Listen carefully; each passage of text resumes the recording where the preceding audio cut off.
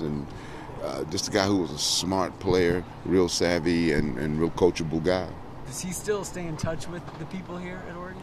Oh yeah, he does. I know he spent a lot of time with Nick Aliotti, especially when I think when he was over at Boise. He spent a lot of time here, kind of picking up some things on defense, and then I think he kind of went on from there, moved on, used some of the things that Nick had to teach him, and added some of his own flavor to it as well. When you have a player here, can you tell when they're here whether or not they're going to be able to succeed as a coach in their next career?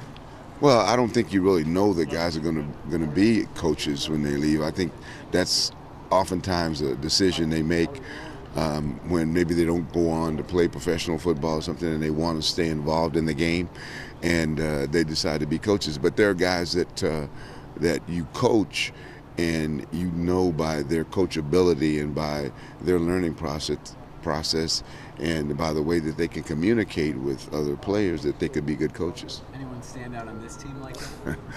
I don't know.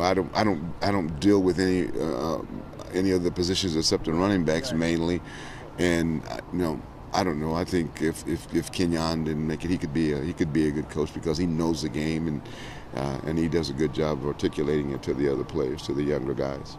What is Wilcox? What different stuff does he bring to Washington this year that Nick Holtz? Well, I think he has a little bit different scheme.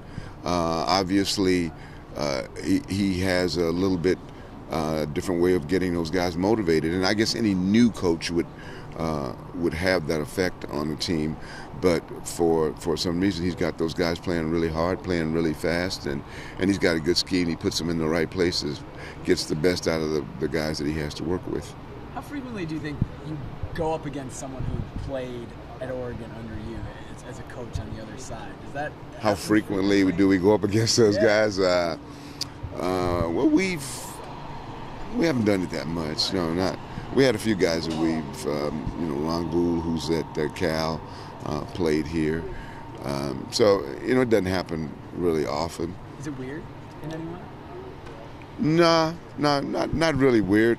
I mean, I played at UCLA, and coaching against them, we try to beat the hell out of them. I think that's what the other coaches do too. They, particularly a place that they've played at or a place that they've coached. You kind of really want to beat that team.